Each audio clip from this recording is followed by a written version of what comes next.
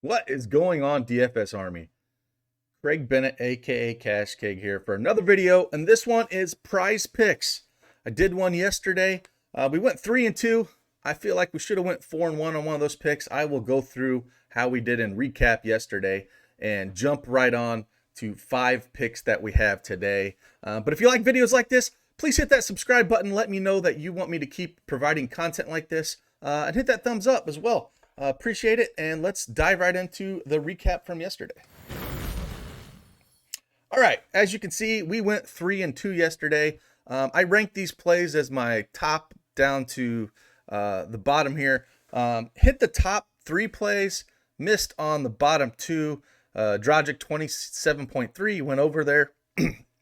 Barely, but he got there.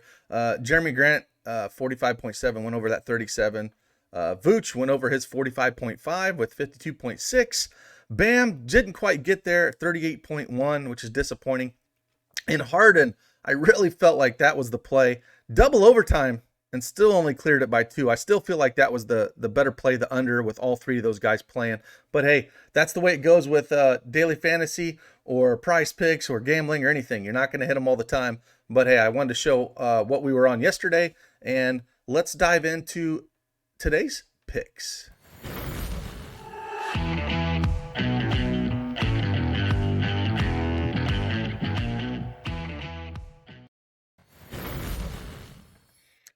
All right, back on the site here on Prize Picks. One thing that they rolled out yesterday that was pretty nice, they have single stat. So instead of just fantasy points now, where you can go the over-under on fantasy points, you can actually go single stats now. If you want to go over-under on points, over-under on assists, over-under on rebounds, that is an option now. So it opens up a ton more. And we kind of need it on slates like this that are 3 games. It's a lot harder to find value when you only have 3 games to look at. We just kind of have to pick some spots here. And we have some good basketball games, but I don't know for daily fantasy purposes so much. But that doesn't mean we can't find some winners here over at PrizePicks. So I've already picked my favorite 5 here, and I'll just kind of go through them. On the fantasy score, again, they use FanDuel points. So if you want to compare points-wise, look at the FanDuel side. Drew Holiday, over 34 fantasy points.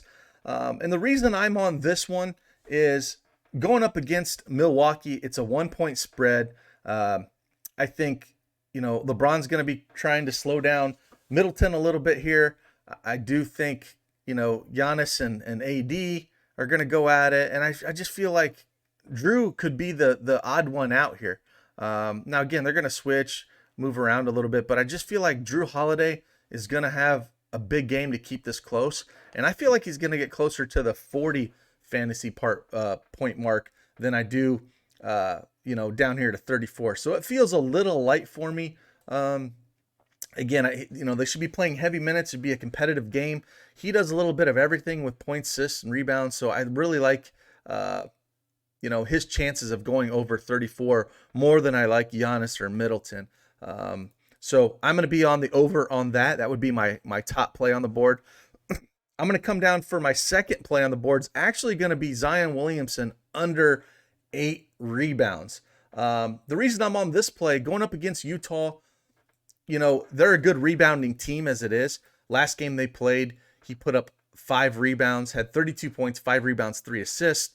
But he's been asked to do a little bit more scoring recently than rebounding. Again, with Utah and Rudy Gobert sucking up a bunch of rebounds, I don't think he quite get there. In the last 5 games that Zion has played, he has only went over 8 rebounds once, and that was against the Lakers where he put up 21 and 12.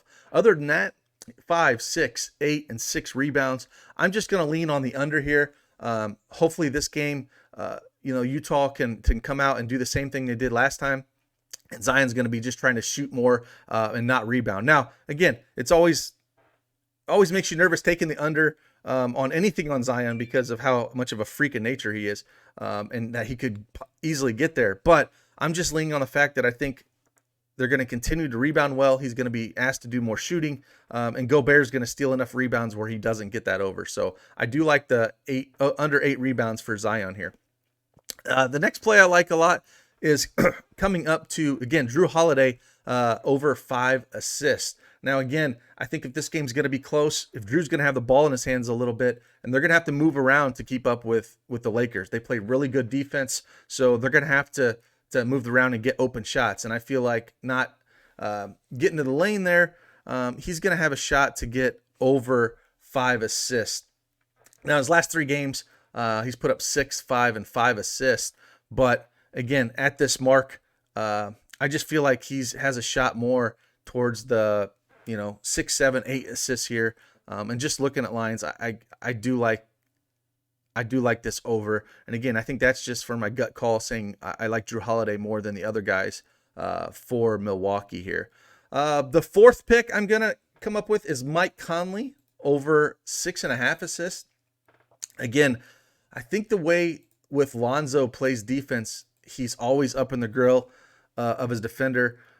He should, again, play and start here. So the ball's going to be coming out of Mike Conley's hands to get it in shooters like Mitchell and Clarkson and those guys. So I think the assist numbers are going to go up. He put up 10 assists against this team in 28 minutes of action just a couple games ago. Has eight assists the last 2. So over his last 3 games, he's went over this mark of 6.5 assists. So I think we're going to see closer to the 8 to 10 assists here. So I will say go over the 6.5 assists for Mike Conley.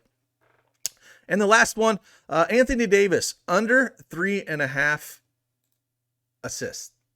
Now, in these games that he's played against Milwaukee in his last 5, he's only went over 3.5 assists once, where he had 5. The last game he played him on March 6, 2020, Anthony Davis had 0 assists, 30 points, 9 rebounds in 29 minutes.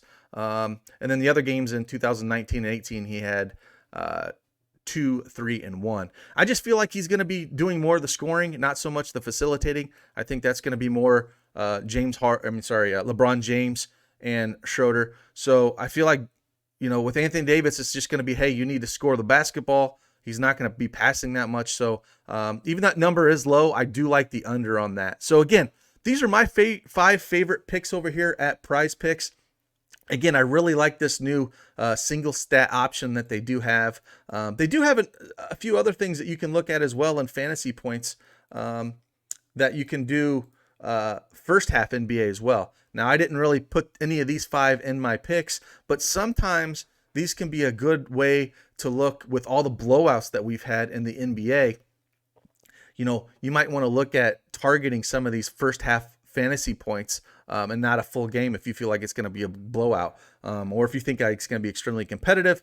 Maybe you don't want to look there, but I really like these first half picks, and I'm going to incorporate them in my picks as we go on. But I just wanted to point that out if you haven't noticed that they do have the NBA first half fantasy point picks, which is a good deal. And again, with that, hit that subscribe button if you still like these videos. If you want to see something else, another site, leave something in the comments. Let me know what you want. I want to provide value for you guys in the industry. So throw something out.